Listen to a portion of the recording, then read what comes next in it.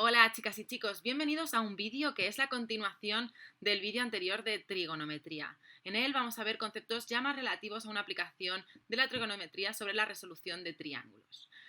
Un triángulo es un polígono de 3 lados y podemos clasificarlos de maneras diferentes. Podemos clasificarlos en función de sus lados, que serían equilátero, aquel que tiene todos los lados y los ángulos iguales, isósceles, en el que tiene 2 lados y 2 ángulos iguales, y escaleno, que no tiene nada igual.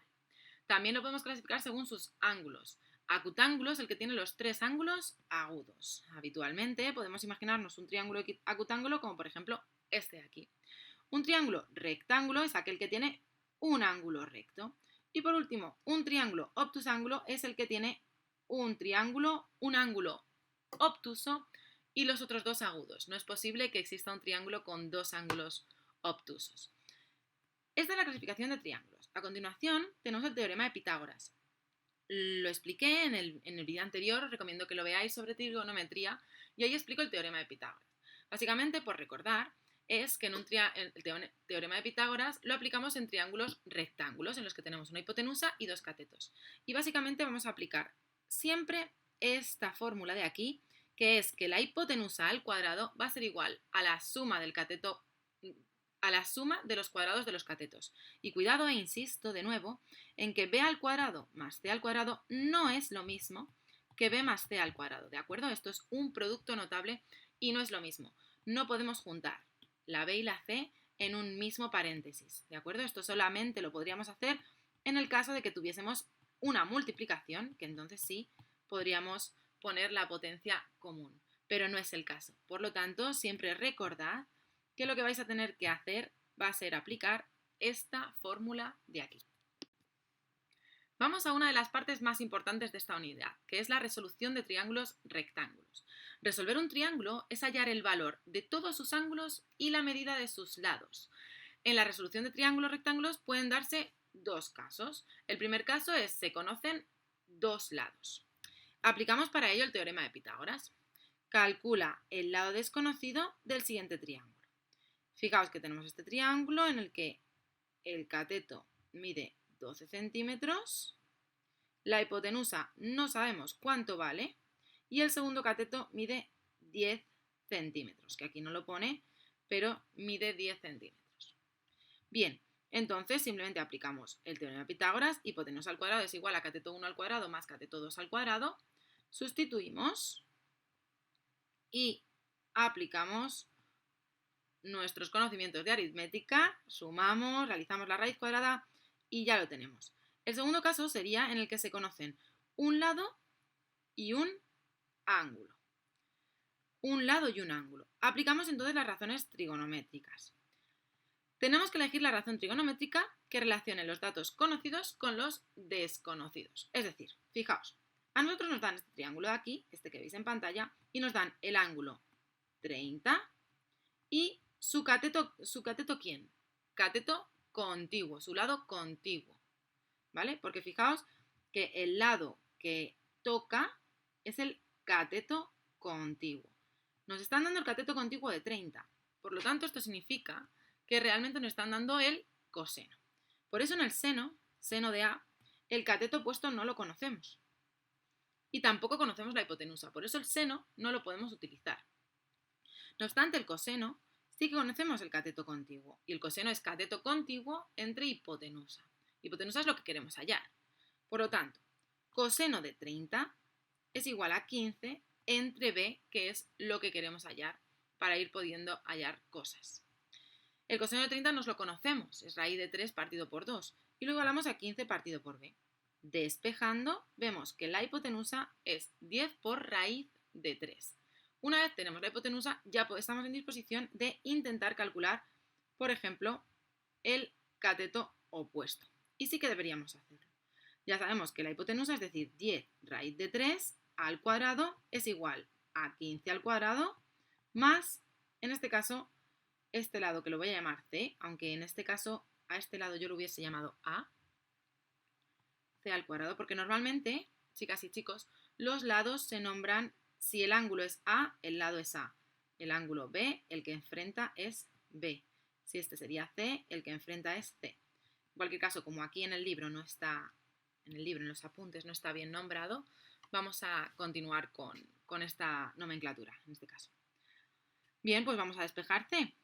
Nos queda que C es igual a 100 por 3 es 300, 15 al cuadrado ya sabemos que es 225, por lo tanto nos queda que C es igual a raíz de 75.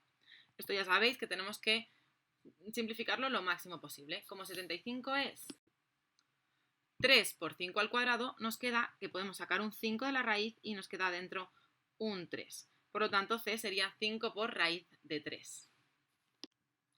En ocasiones nos vamos a encontrar con que nos piden resolver triángulos no rectángulos.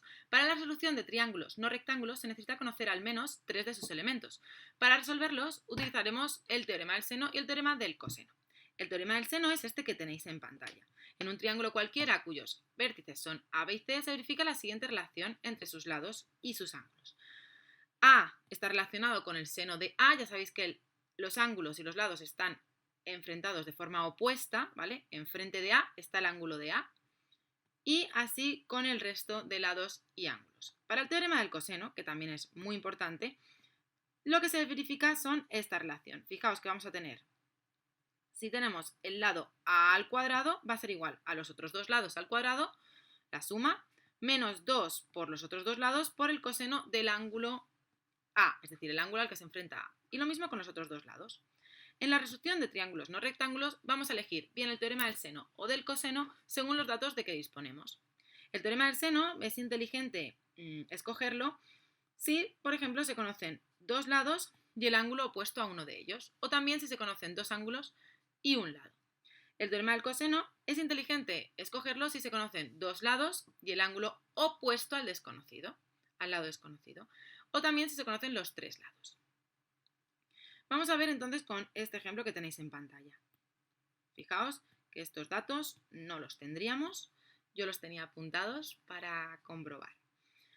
Nos piden que resolvamos este triángulo y fijaos lo que nos dan dos lados y el ángulo enfrentado a uno de ellos, ¿vale?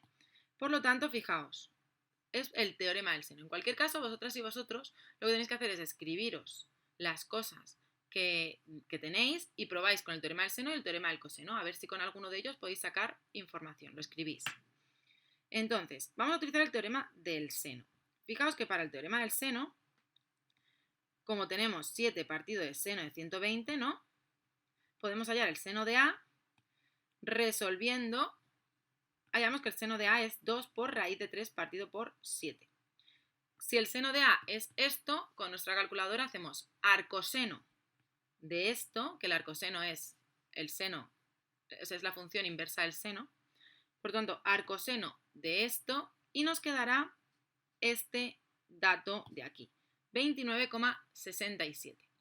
Para hallar el coseno de C, el ángulo C, que también lo tenemos que hallar para resolver todo el triángulo, sabemos que la suma de los ángulos de un triángulo es 180 grados. Por lo tanto, de lo único de lo que me di cuenta es que para hallar C, lo que tengo que hacer es A al cuadrado más B al cuadrado más C, perdón, al cuadrado no, ángulo de A más ángulo de B más ángulo de C, lo que hacemos es igualarlos a 180 grados. Despejamos y nos da que C mide 30,33. Así todavía no tenemos resuelto todo el triángulo. Nos faltaría saber cuánto mide el lado C. ¿Qué tenemos que hacer para ello? Para ello, lo que hacemos es bien aplicar el teorema del seno o el teorema del coseno. En mi caso, yo sí voy a aplicar el teorema del coseno para que veáis cómo se aplica. No obstante, podríais aplicar perfectamente el teorema del coseno sin ningún tipo, o sea, del seno sin ningún problema. Aquí os lo dejo apuntado.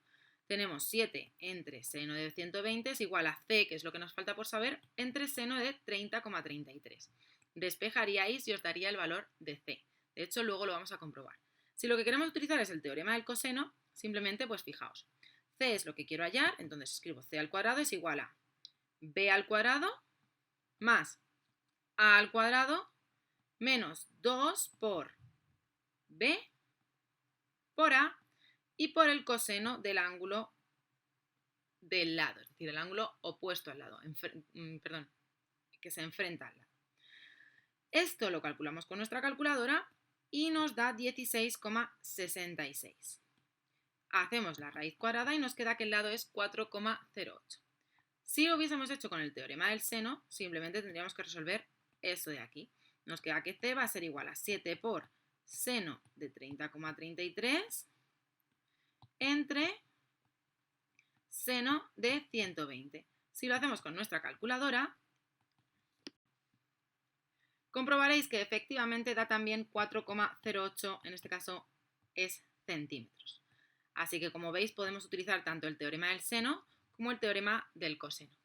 Sé que este tema es un poquito complicado.